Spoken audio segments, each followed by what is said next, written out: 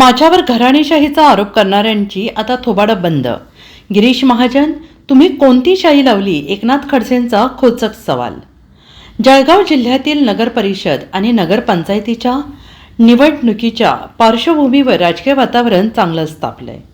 या निवडणुकीत भाजप आणि शिवसेना शिंदे गट या दोन्ही पक्षांमध्ये घराणेशाहीचे अस्तित्व दिसून आलेलं आहे.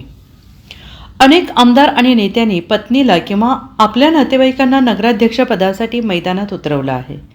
चाळीसगावमध्ये भाजप आमदार मंगेश चव्हाण यांच्या पत्नी प्रतिभा चव्हाण रिंगणात आहेत. पाचोरामध्ये शिवसेना शिंदे गट आमदार किशोर पाटील यांच्या पत्नी सुनीता पाटील उमेदवार आहेत. जामनेरमध्ये मंत्री गिरीश महाजन यांच्या पत्नी साधना महाजन यांची नगराध्यक्ष म्हणून निवड झालेली आहे. भुसावळमध्ये भाजप नेते संजय सावकारे यांच्या पत्नी रंजना सावकारे मैदानात उतरल्या आहेत.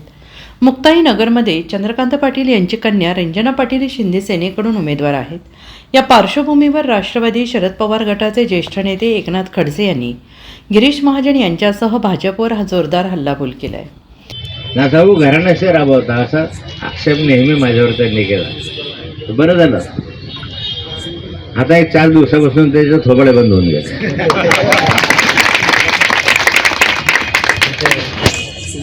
सावकारे साहेबांकडे तर त्यांच्या पत्नी आल्या.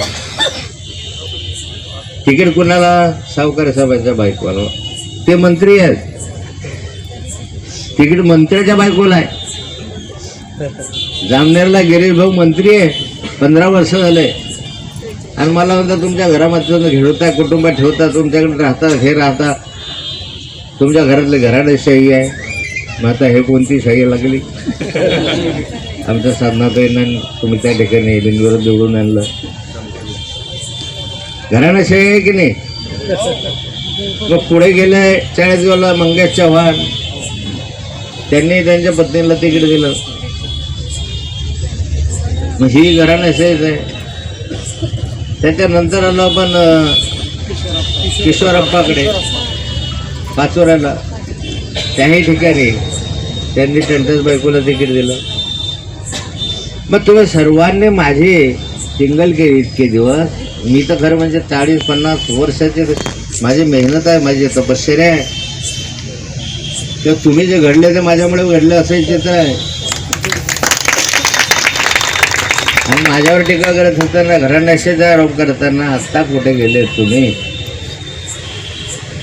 महाभारतामध्ये नाही काय तुम्हाला, तेव्हा कुठे गेला होता राधा सुता तुझा धर्म. Bureau report, SBN Marathi, Jalgaon.